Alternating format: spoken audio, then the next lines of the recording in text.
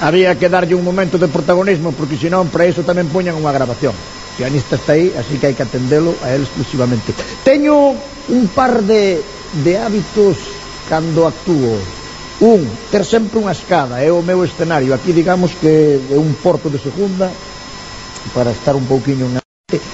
E outro hábito que é actuar sempre cunha camisa vermella en honra e lembranza do grandísimo Gila, a quen eu admiraba e admiro aínda muitísimo. Pero hoxe, en cambio, vou actuar doutra maneira. Baixame un pouco, compañeiro do son, que me escoito demasiado.